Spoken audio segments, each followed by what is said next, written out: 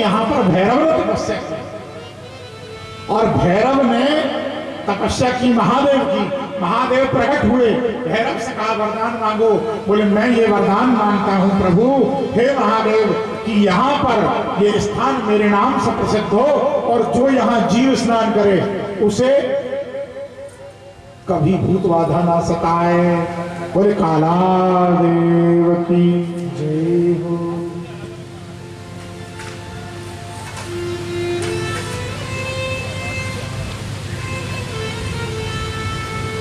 काला देव से आगे जब हम बढ़ेंगे थोड़े से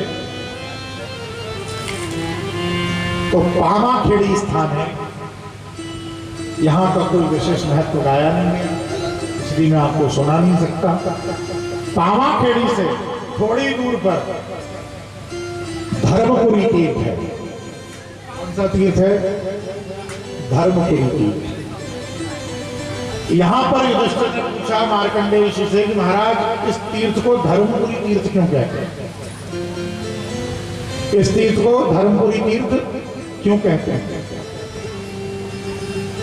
तब भगवान मार्कंडेय कहते हैं कि जिस समय धर्मराज युधिष्ठिर ने महाभारत के युद्ध में अनेकों स्वजनों को मार डाला, तब उन्हें इसका दोष लगा और दोष लगने के बाद श्री युधिष्ठिर जी महाराज ने यहां पर तपस्या की। और युधिष्ठिर जी महाराज जो थे वो किनके अवतार थे? धर्म के। इसीलिए इस तीर्थ का नाम धर्मपुरी तीर्थ हुआ। इसलिए धर्मपुरी तीर्थ में स्नान करने से, दान करने से और स्वर्ण दान करने से, सोने दान का बड़ा महत्व। स्वर्ण दान करने से जीव को सदगति प्राप्त होती है।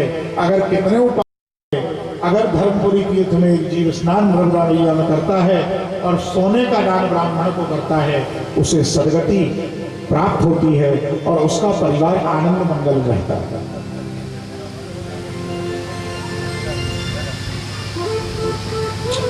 धर्मपुरी तीर्थ से आगे दातौनी संगम का वर्णन है। यहाँ पर छोटी दातौनी नाम की नदी आकर नर्मदा महारानी में संगम करती हैं और यहाँ पर जागरण का विशेष महत्व है। भगवान मार्कंडेय कहते हैं युधिष्ठिर एक रात जगकर अगर कोई यहाँ अखंड जोत जलाए और एक रात जगे, अगले दिन स्नान करके कथा करके सत्यनारायण की और भगवान का प्रसाद सबको भक्षण कराए, भंडारा कराए, उस जीव को मरने के बाद शिवलोक की प्राप्ति होती है। दातौनी संगम। और दातौनी संगम से जब कुछ दूर चलेंगे हम तो आएगा बागदी संगम। इस बागदी संगम में भी बागदी नाम की नदी आकर के वही है। एक कहीं पर कथा आती है कि एक बाघ था, बाघ यानी शेर। उस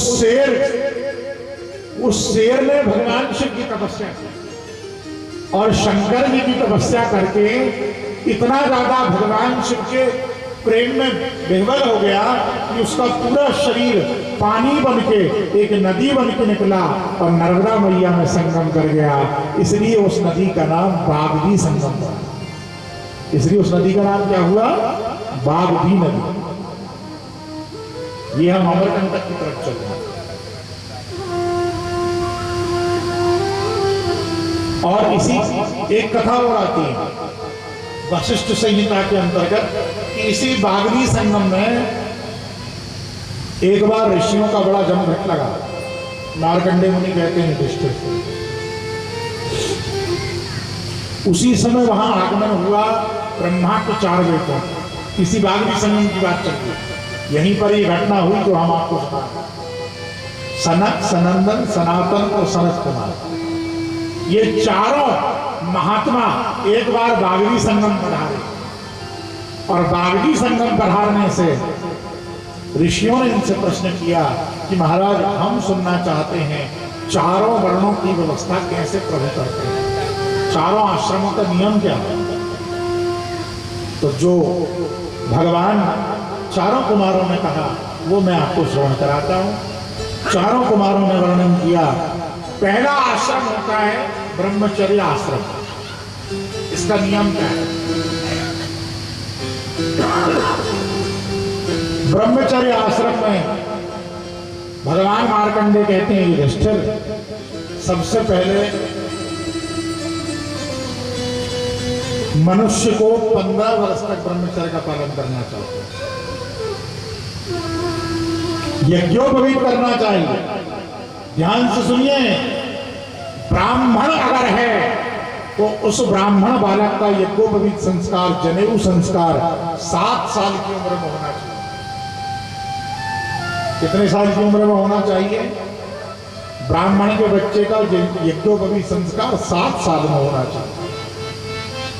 क्षत्रिय का यज्ञोपवीत संस्कार 9 वर्ष की उम्र में होना चाहिए। और बनिए के बेटे का यज्ञोपवीत संस्कार 11 वर्ष में होना चाहिए।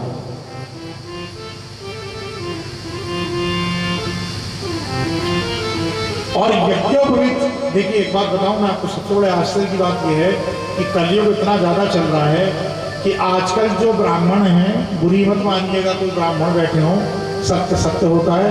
जो ब्राह्मण आजकल आधुनिकता की तरफ बढ़ गए, उन्होंने भी अपने बच्चों को संस्कार देना उचित नहीं समझा। अरे धिक्कार है ऐसे ब्राह्मण पर। आज ब्राह्मण भी ऐसे ऐसे पड़े हैं जो शराब पी के नालियों में पड़े हैं।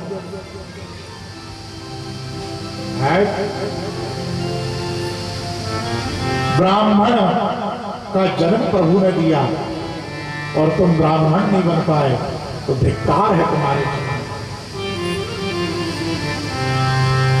ग्रहात् प्रप्रदतो भूत्वा मैथुनं सेवते तु यः षष्ठी वर्ष सहस्राणि निष्ठायां जायते क्रमी। ये श्लोक श्रीमद् देवी भागवत का है, लेकिन 4 जगह सिद्ध होता है। जो ब्राह्मण योनि में जन्म होने के बाद शराब पीता है, मांस खाता है, गलत आचरण करता है, परस्त्री गमन करता है, चोरी डकैती बदमाशी करता है, वो 60,000 वर्षों तक गंदगी में कीड़ा होता है। कितने हजार वर्षों तक?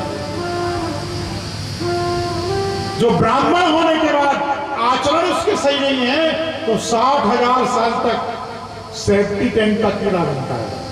ये मैं नहीं कह रहा, देवी भागवत कह रही है। और दूसरी सबसे बड़ी नामोशी की बात यह है कि जब ब्राह्मण कोई गलत काम करता है तो भगवान 18 दिनों तक रोते हैं। कितने दिनों तक? 18 दिन भगवान के आंसू बंद नहीं होते। बताओ क्यों? अरे मैंने तुझे संसार में धर्म का प्रचार करने के लिए पहुंचाया था, लेकिन तूने अपने कर्मों के कारण तेरा सत्यानाश कर लिया। आप नरक में जाएं वो तो एक अलग बात है, लेकिन इससे बड़ी क्या बात होगी कि भगवान की नजरों में गिर जाओ।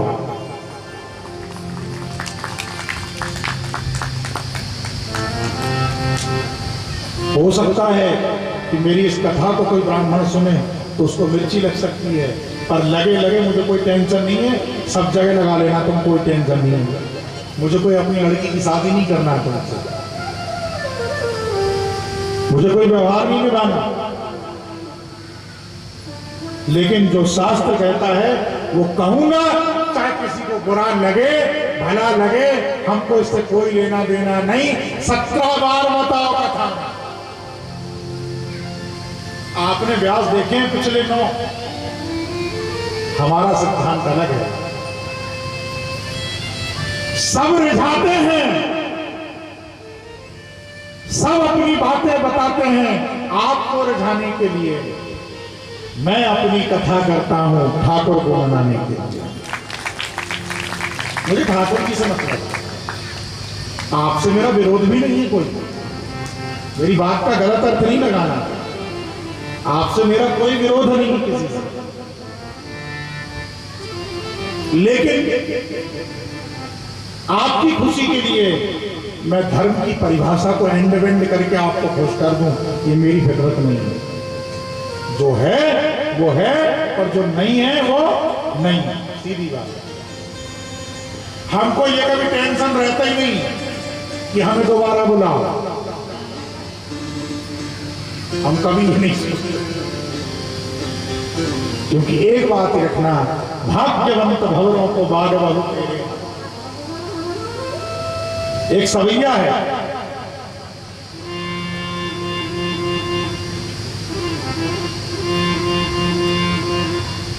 कंटक गुलाम क्या गुमान करे अपने मन, हमको कंज केरी की वासना हूं के चेहरे हैं।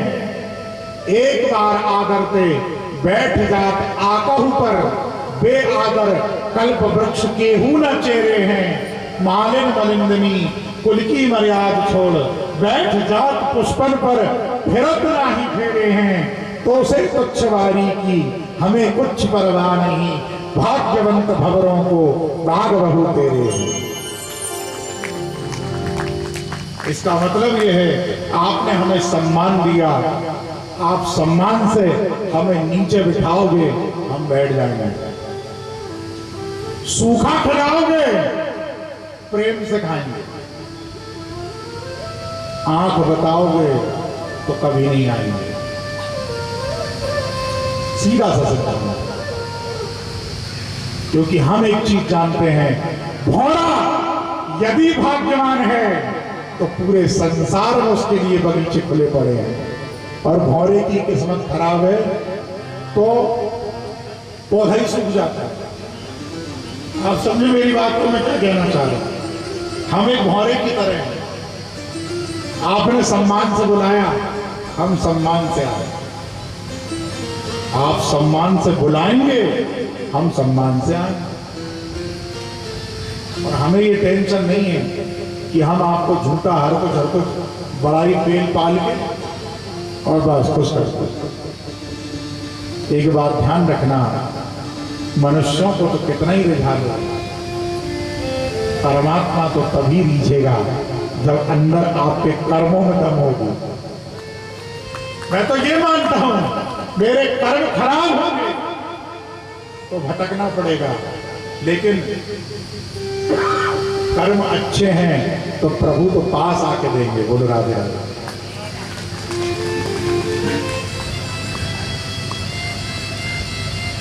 कह रहे वानप्रस्थ ब्रह्मचर्य आश्रम का पालन करना चाहिए। चारों आश्रमों का वर्णन श्रवण कराया। हमें भगवती नर्मदा का जन्मोत्सव भी मनाना है, तो मेरे हिसाब से इस प्रसंग को अपन यहीं छोड़ेंगे।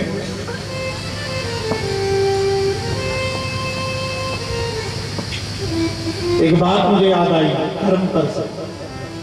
मैं बहुत काम की चीजें बोलता हूं, बगैर काम की आपको मिलेगी नहीं मिली, कभी मिली, बिना काम की नहीं मिलेगी। एक चीज और काम की लो, याद आएगा। बेईमानी की कमाई से, बेईमानी की कमाई से आप अपनी शक्लें सुधार सकते हैं। ध्यान से सुनिए, ज्ञान। बेईमानी की कमाई से आप अपनी शक्लें तो सुधार सकते हैं, लेकिन बेईमानी की कमाई से आप अपनी नस्लें नहीं सुधार सकते। बहुत बड़ी बात है, नोटेड दिस पॉइंट। अपना पूरा सेंस ऑफ ह्यूमर लगा देना मेरी बात को कैच करने। आप बेईमानी की कमाई से बादाम रोगन घिस लिया, काली कलूटी भाई गोरी भक्त हो गई, 2-4 हजार खर्च करे। अरे आजकल तो पता ही नहीं चलता। हम लोग कभी विवाह समारोह में जाते हैं तो जिसको विवाह के दिन देखते हैं, विवाह के 5 दिन बाद उसके घर पहुंच जाए, पता ही नहीं चलता। यही 2 लाख निकली।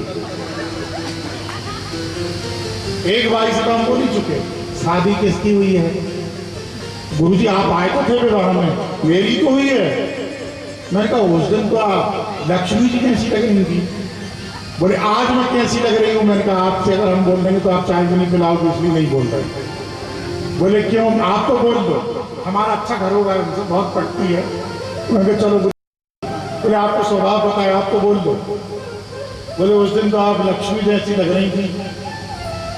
बात खुश हो गई। गुरु जी में अच्छी लग रही थी, लहंगा बहुत और उन्होंने कहा पता है पूछो ही मत, ऐसा लग रहा था लक्ष्मी आपकी लड़की है। क्या कह रहा बड़ाई करने में, कर दो। बोले गुरु जी आज मैंने कहा आज देख के ढंग करा। तो बोले गुरु जी आप भी गजब मजाक करते हैं। मैंने कहा एक बात सही से बताओ भाई। फिर लगी क्या उस दिन क्या पोता था, थोड़ा वो हम दे तो हमें पोत लेंगे। बोले गुरु जी वो लेडीज क्रीम है, आपके पास की चीज नहीं। और पता नहीं भैया आजकल तो फेशियल भी चल रहे हैं, डायमंड, गोल्ड, सिल्वर। अब आप सोचते हैं हम भी करवाते हैं कि नहीं, हमें पता है क्योंकि जगह जगह जाते हैं, मालूम है कितने प्रकार के फेशियल चलते हैं, इसलिए बनावटी काम है। वही मैं कह रहा हूं, बेईमानी की कमाई से खूब आलू लिपस्टिक लगा लो और बन जा बढ़िया चकाचक, लेकिन शक्लें सुधरेंगी, अकलें तो अच्छे कर्मों से ही सुधरेगी और नस्लें।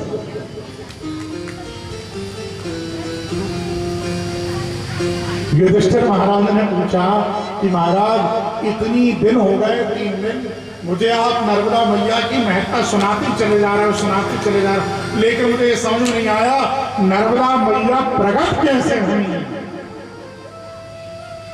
अब यहां से नर्मदा मैया के जन्म की बस 5 मिनट की कथा है, उस कथा को अपन विश्राम करेंगे कथा पर। इतने में नर्मदा मैया हमारी इस पालने में झूलेंगी, एक बधाई गाएंगे नर्मदा मैया की, और आज बाबा महादेव के कैलाश में आनंद होगा। और जो कोई नर्मदा मैया की बधाई गाएगा उसके घर भी नर्मदा मैया बधाई बजाएंगी।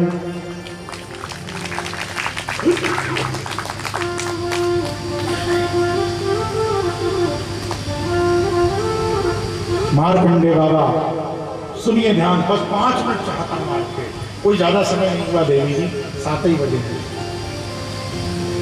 5 मिनट बिल्कुल स्थिर सुनिए।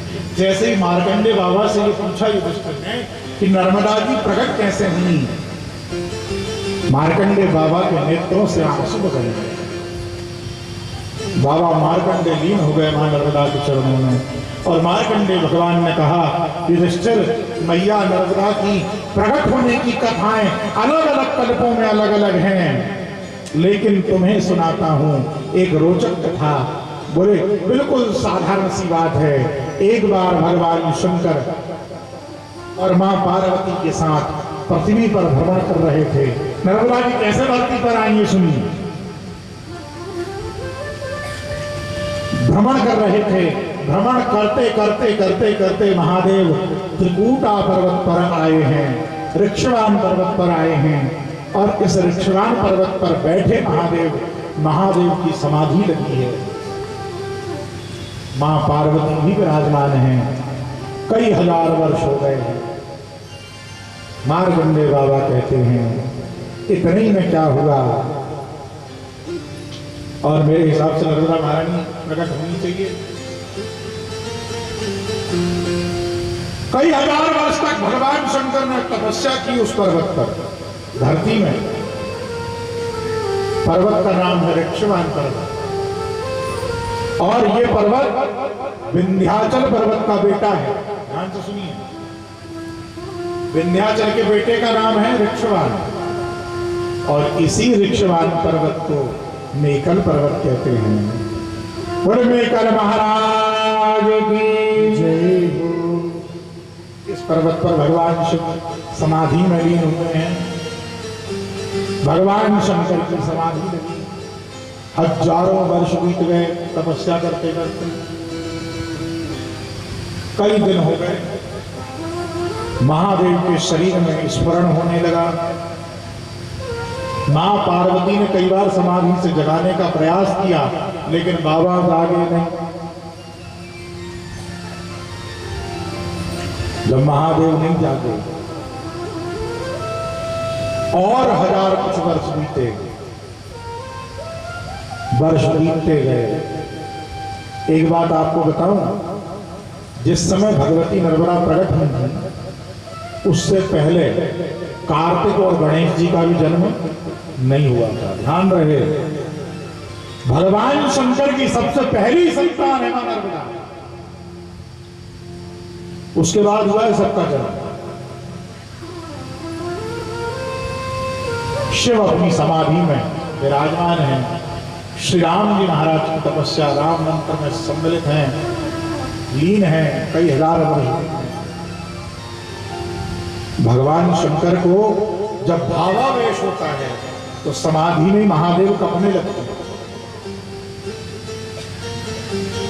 और उस कपते कपते महादेव के श्री विग्रह से पसीना झलझलाने लगा शरीर में। महादेव को पसीना झलझलाने लगा, महादेव का पूरा शरीर चमकने लगा सोने के जैसा। श्वेत बिंदुओं से मार्कंडे बाबा कहते हैं, और उन श्वेत बिंदुओं का समूह पसीना इकट्ठा हुआ और इकट्ठा होकर के उसी से एक कन्या प्रकट हुई जिसका नाम है नर्मदा। नर्मदा मैया की जय हो, नर्मदा महारानी की जय हो। आइए भगवती नर्मदा का वंदन करें।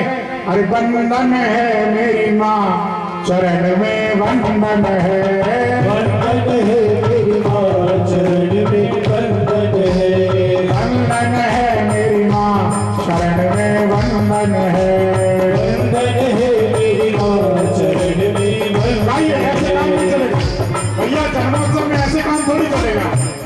इतना ठंडा आप लोगों को किसी को नाचना भी नहीं आता।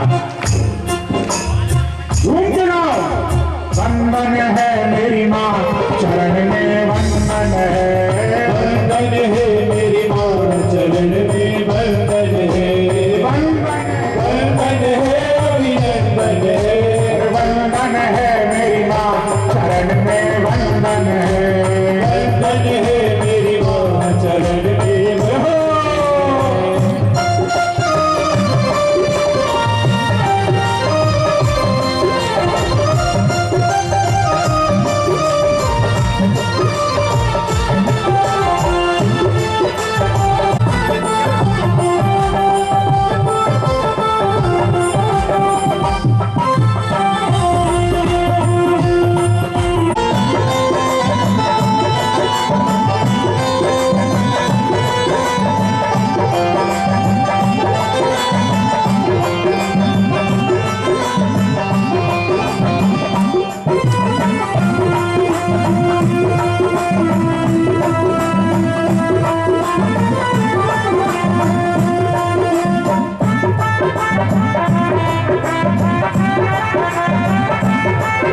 प्रसाद ग्रहण पर बज रही आज बधाई, कैलाश पर्वत पर बज रही आज बधाई।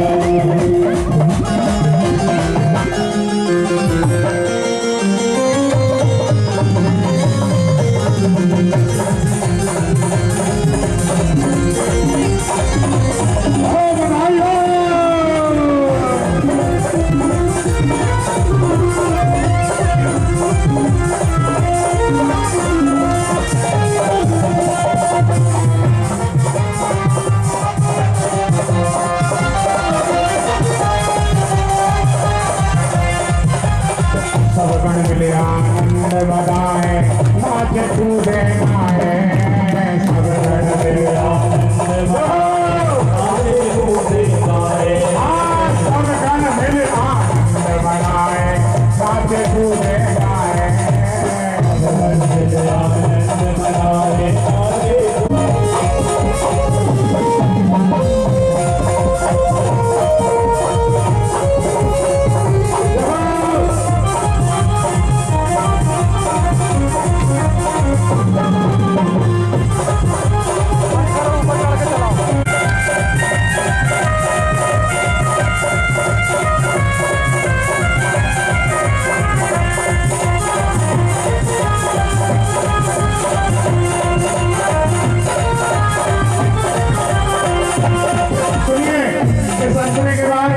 संतरे के बाद ये बढ़ाई विश्राम होगी और आज की बढ़ाई और कीर्तन एक ही बात है, उसके बाद तुरंत आरती होगी। ठीक है, ये अंतरा गाना सभी श्वेत यानी होता है पसीना। सबके श्वेत से जननी माता सब सुख देने वाली, सबके श्वेत से जननी माता सब सुख देने वाली।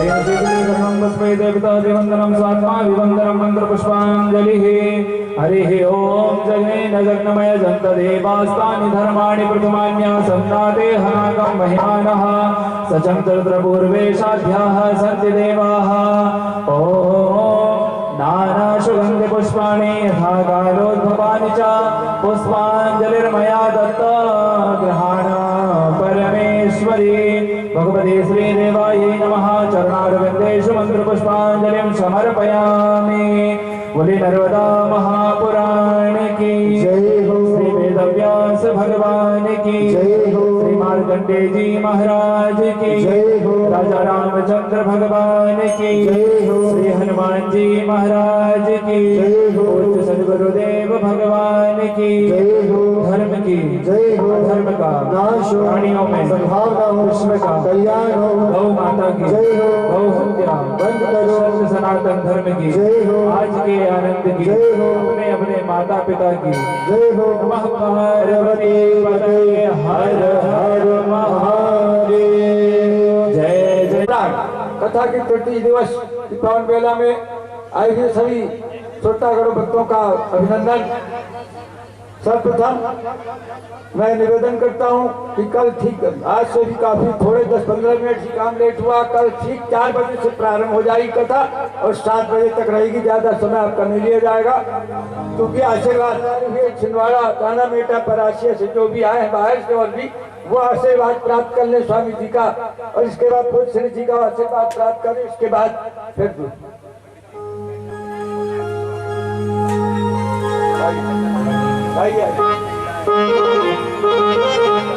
कृपया इधर से आए, इस साइड से आए और इधर से जाएं। श्री राधे आएंगे उधर से निर्मल पाद नरबदा महारानी